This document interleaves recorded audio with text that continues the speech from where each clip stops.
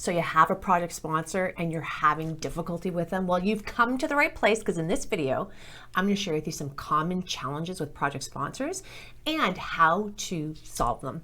The challenge: your project sponsor is not invested in your project. Oh, I'm sorry if you're going through this, because it sucks. It's frustrating when your sponsor is not invested in what you're doing, and they're the ones who are supposed to be your cheerleader, providing you the support that you need, and they're just not interested in it. Now, this could be because they're begrudgingly going along with the project, because don't forget, projects start from strategies of senior executives, and he probably or she was given the task to get some strategy done, and your project is part of it, and maybe they don't believe in the strategy. Whatever it is, unfortunately, you can't change that, but there are some things you can do in order to help you get past this hump. The solution is lay out their rules, responsibilities, and expectations. Now, this is why following the stages of project management is so important, because you would do this in the first stage of initiation. This is when you're introduced to your sponsor, you're introduced to the project.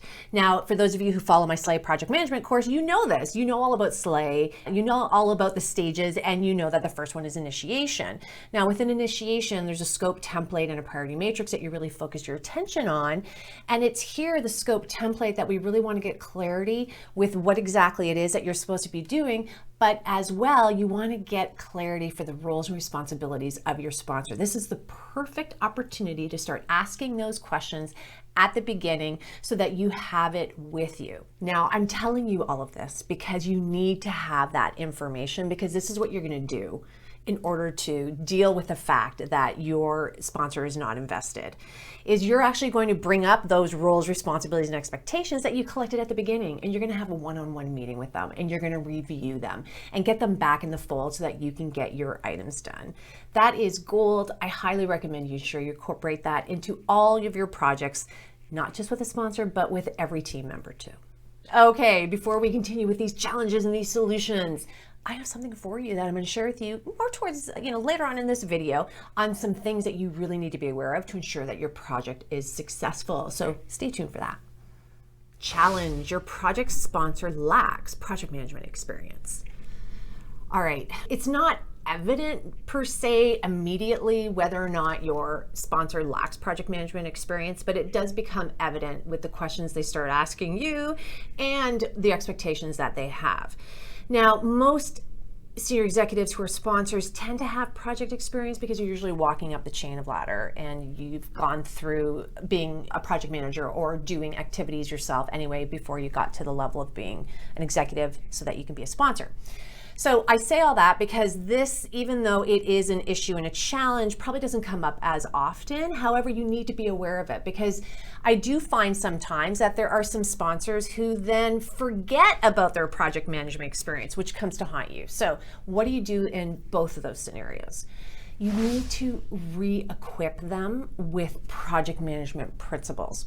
So you want to ensure that they are aware of the framework of your project, that you've explained to them very clearly what the expectations are, and you want to share with them how you're going to be running the project and the expectations that you have of them in regards to meetings and what you need from them, etc.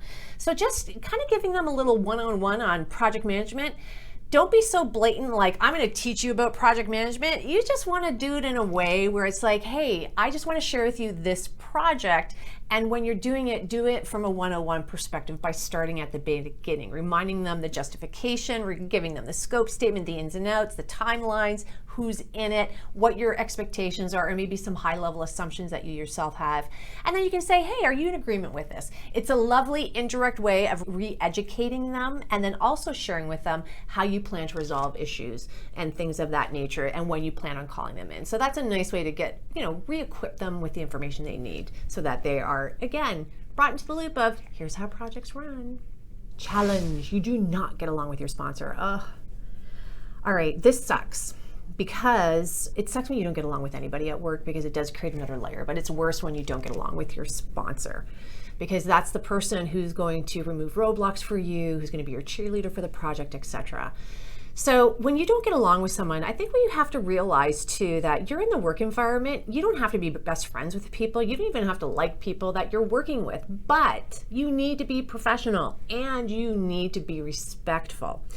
So If you don't get along with someone and it's your sponsor, I know there's going to be a little more challenges for you because maybe you're not going to be so apt to go to them to get issues resolved or questions. You may even be doubting yourself how you go about doing it. But just recognize that this challenge happens a lot because it's people and not everybody gets along. So what are some solutions? Solution 1, project outcomes and activities come first. All right, so what I mean by that, park your ego in the back. All right, it's not a competition. First of all, it's a hierarchy too. They're senior people, they're above you, they've gotten to that position. So you're gonna have to check your ego. So that being said, check your ego, just focus on what your objective is. Always stay true to the task that you have on hand. And when you come with that detachment of a personality perspective, you can still be respectful, professional, like I said, but just come with a detachment and just focus on what you're trying to do.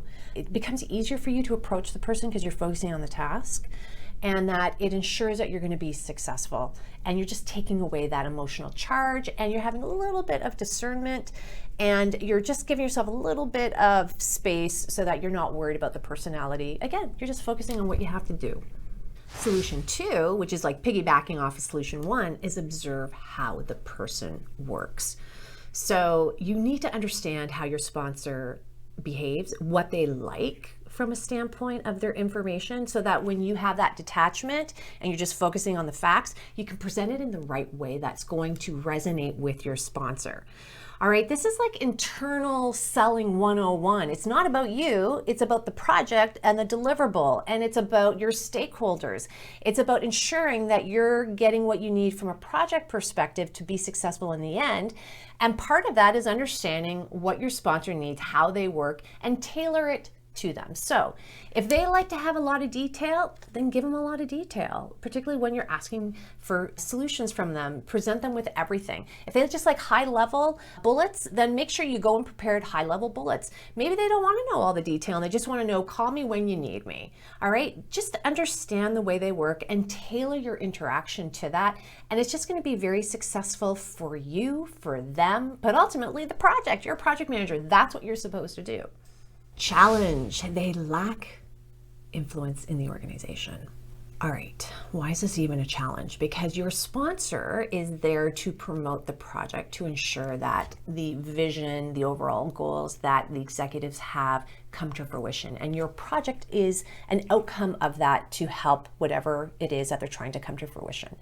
So your sponsor is there to help you remove roadblocks, get some extra funding, be your cheerleader, ensure that your project's always out there and has the right visibility.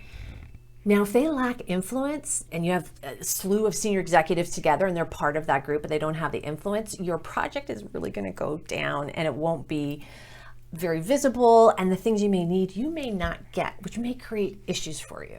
So what is the solution to deal with this? Solution, find unofficial allies to help you with your project. This is where networking comes into play. And I have tons of videos on networking. If you do the YouTube search bar, Adriana Network, I highly recommend you do this after you watch this video to get some thoughts on how to go about doing this. But this is where your network is going to come into play, particularly your network with the senior executives, where your particular sponsor is part of. So you may have some really good rapport and relationship with other people that you can unofficially speak with them, get a feel for things, because your particular sponsor just may be junior, just doesn't have the influence yet in order to help you. And so unofficially, you can speak to other people to have a feel, a flair for what is going on, what the tone is, what's coming down the pike that's going to impact your project. And so that can help out tremendously. So don't forget the networking. And you can even be networking with the next level down, because they may have some information as well that you can then use to help and feed into your own sponsor to ensure that the project goals and needs get met. The challenge, they're involved with several projects at once. Now, this challenge is because they're involved with several projects at once, yours happens to be last on their list. And as a result of yours being last on their list, they have other priorities, higher priorities, and maybe they're just not giving you the time and energy because they have these other priorities. that can be really frustrating because you feel like you're constantly knocking on the door, you're doing your due diligence, but they keep on saying, okay, come back to me, can we change that meeting, or they cancel on you. Has that ever happened? I know that's happened to me. So what do you do in order to solve that? So your solution to solve this one is to communicate effectively and frequently. In a way, you kind of want to be a pain. Now, in a good way. You don't actually want to be a pain where they're like going, oh my goodness, there's Adriana again. But you want to have several forms of communication. In fact, the first thing you're going to do is you're going to ask them, how do you want to communicate? And if they stop communicating in the way that you all agree to, you can bring it to their attention. But think of other forms of communication. If you know your project's last on their list, then come to an agreement that you're either going to do some email communications, there's reports that you can put together for them.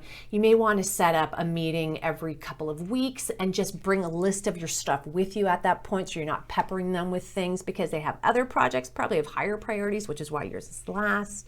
So think of those other alternatives to help you, and then come with an agreement that when you have a super important item that you can't solve, it's going to create major issues for your project, because again, that's their job to help you remove those roadblocks, that you will then either text them or set up a one-on-one urgent meeting, maybe using some very specific code words like urgent, need to talk to you, or whatever it may be that you feel is going to work.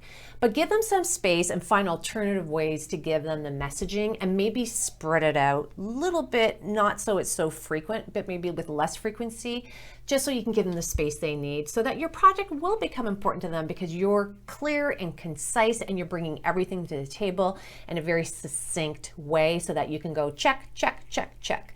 It will help them out, and it'll actually help you out a lot too. Remember, you got this. Challenges are part of life, and guess what? Professionally, that's part of our life too. So we're going to have challenges as well. It's all in how you address them. So just remember, be professional, be respectful, and be prepared. It makes a world of a difference. All right. Now that you know how to handle these challenges and you have the solutions in place, you now need to have this. Grab it. The link is below this video. It's the top 6 things that are going to really potentially impact your project, and you want to know how to solve them. So definitely check that out. Status reports are a big part of working with your sponsor. So I have this video for you next to watch. Definitely check it out. It's going to help you. On that note, if you could like this video, subscribe. It tells YouTube we're doing a good job. Until the next time, I'll see you later.